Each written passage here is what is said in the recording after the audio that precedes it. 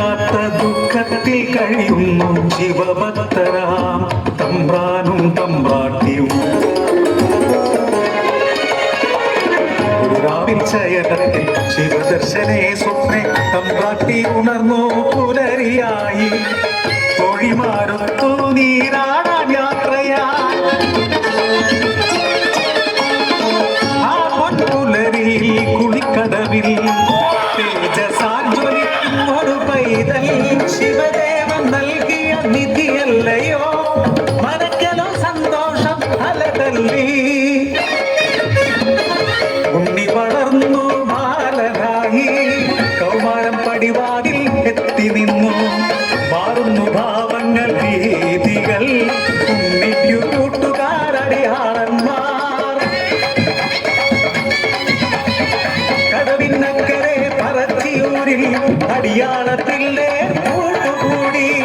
തോട്ടിൽ ചൂണ്ടയിട്ടു കാട്ടിൽ നായാടി കല്ലുമോന്തി മാംസം കഴിച്ചിടുന്നു.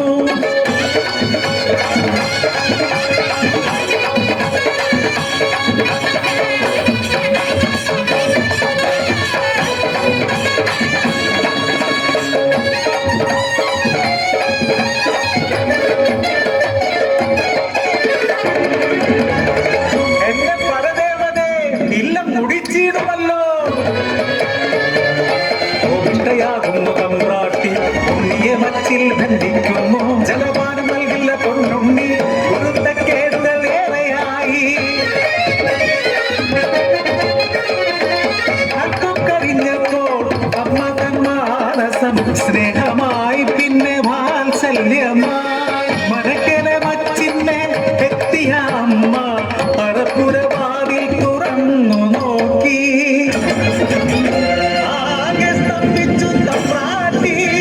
ഉണ്ണി വളർന്ന് പച്ചും തകർന്ന് ഉഗ്രരൂപമാലമീടുന്നു. കലയും മുഖവും കാണാനില്ല.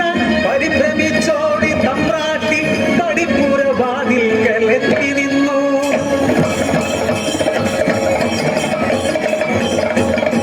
മനക്കരെ മച്ചും തകർത്തുണ്ണി പെരും ദൈവമായി മാറി. മലക്കു മുകളിലെ തലയിൽ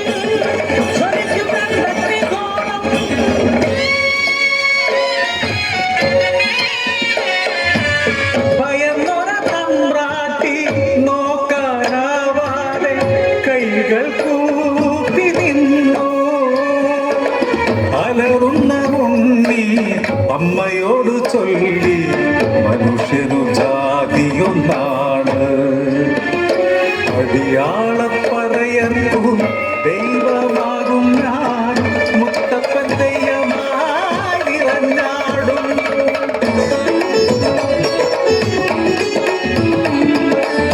ദൈവമായാലും അമ്മയ്ക്കു നീ ഉണ്ണി ഈ അഗ്നിഗോളത്താൽ ഉണ്ണി നിൻ മുഖം ഒന്നു കാണാനില്ല. കണ്ണുകൾ മൂടി മുത്തപ്പനായി നീ ദർശനം നൽകൂ പറശ്ശിനി കടവിൽ. അങ്ങു തൊട്ടിന്നോളം പറശ്ശിനി കടവിൽ അനുഗ്രഹിച്ചിടും